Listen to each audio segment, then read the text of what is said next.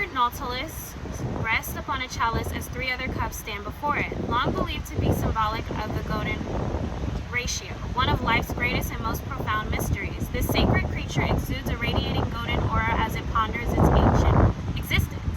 The 4 of Cups is a card of meditation and contemplation, just as the nautilus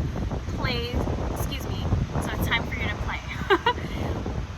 Pays no mind to the ardent richness of the chalice it sits upon. We must remember the opportunities are around us as long as we pay attention to them and pursue them. When upright, the 4 of Cups symbolizes that you're not interested in the world around you. You see new opportunities coming your way, but you constantly turn them away. You're at a point in your life where you're stagnant and apathetic, and nothing is catching your interest. Your motivation feels far gone, but it's merely tampered down for now. Carefully examine your current workload and turn down projects that don't coincide with your overarching goal. But keep an open mind, even though you're feeling complacent or unmotivated. Study the next opportunity that comes your way before dismissing it. Doing something new could be just what you need to pull yourself out of this rut. So that's the 4 of Cups. And the next card, 7 of Pentacles.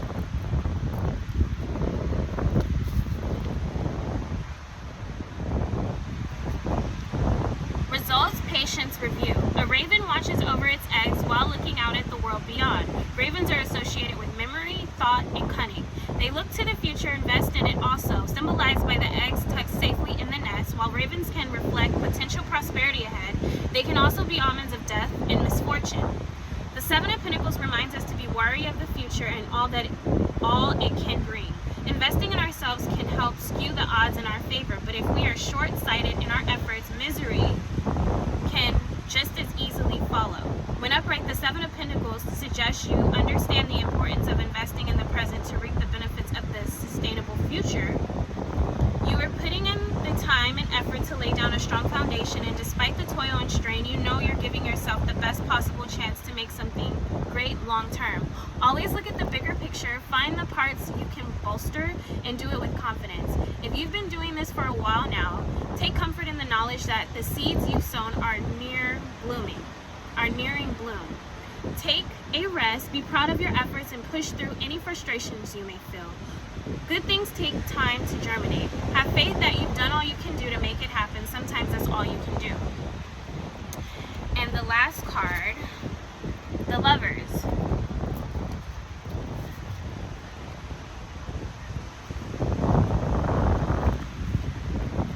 Unity, relationships, duality.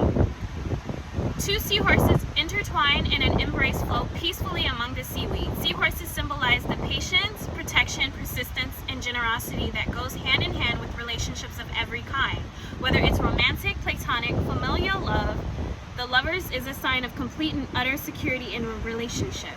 It reminds us we should try to maintain the relationships that bring us joy and also seek harmony within ourselves. Just as the seahorses navigate the ocean depths together with care, so too should we employ careful consideration in our relationships. When upright, the Lovers represents a romantic tie, close friendship, or even a familial connection where love and compassion flow freely. However the relationship presents itself, the connection between those involved is absolute and should be valued.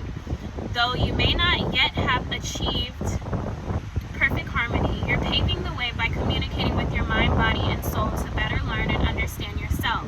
As you build your relationship with yourself or others, a major choice may be approaching which could put a spotlight on a developing dilemma or conflict that needs careful consideration. The easiest answer won't always be the best solution. Examine your options and choose with confidence. Know that no matter what you decide, the relationships you build are strong enough to support you. And I feel like that's pretty self-explanatory. So I'm gonna close it out with the Angelarium cards, see what you need to pay attention to, what you need to look out for.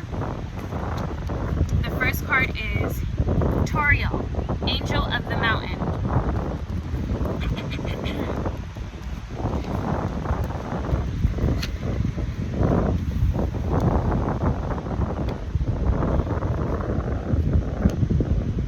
Alright, so the way Toriel carried his massive stature was a matter of public spectacle. His feats of strength were sometimes put to good use, but often bled into showmanship.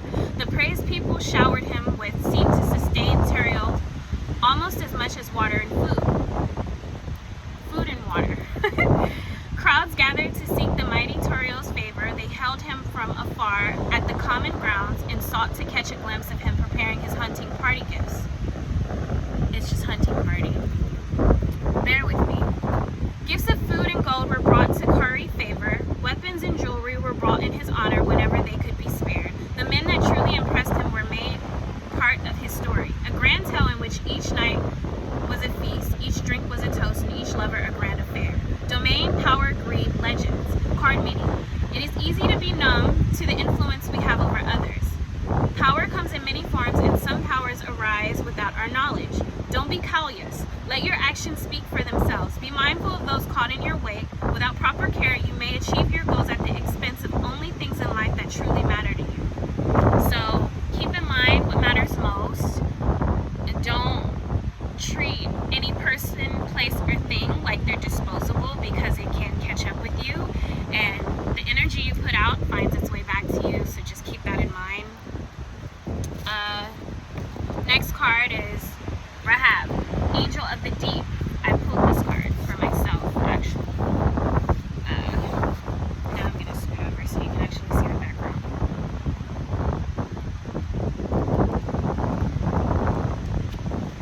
Let's see, where is it at?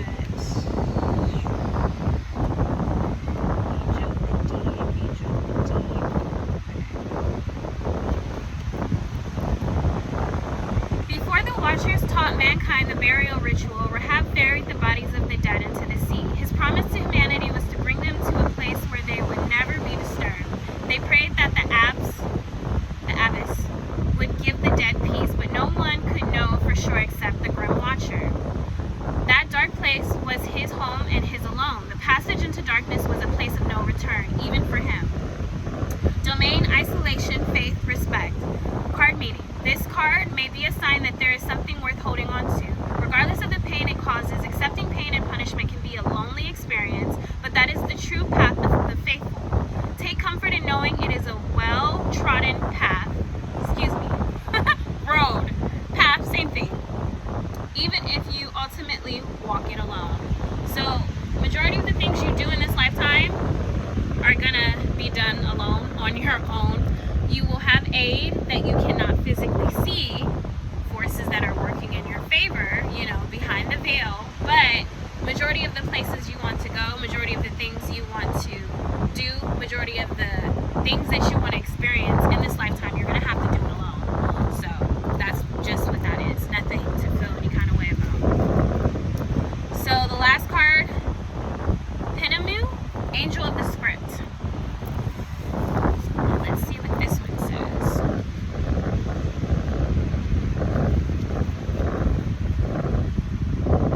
The masked angel Pinu shared angelic glimpse with humanity, each expressive in their own way. Theirs was the language of the infinite. Without a written language, the higher concepts were attainable, but their physical form gave them a power that transcended the veil of death. Pinu's other gift to the world was to carve the names of the deceased on a stone that was laid above their graves. He said that this made men more like the angels. At night, he walked among the graves carrying a light. He couldn't say why. Domain, preservation, burial rites, legacy. Card meaning. When considering death, we cannot help but also consider our legacy. But the words written on your tombstone are not yours to write, not for you to read. Let this card be a sign that you should relinquish your desire to control how you will be remembered. Your purpose in life happens now, not at some future date. Seek to appreciate the moment you are in now instead of wasting your efforts building a bulwark to defend the inevitable encroachment of time. So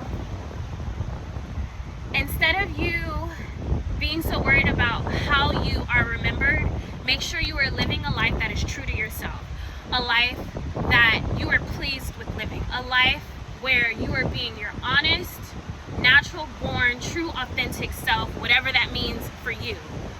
Don't worry about people, places, and things. If you are worried about people, places, and things, release your control from that thought, right? And pay attention to the understanding of you won't be remembered for what you did, what you had, what you accomplished, or where you went, but you will be remembered for how you touched people. You will be remembered for how you made people feel. You will be remembered for making people feel seen, heard, valued, appreciated, and loved.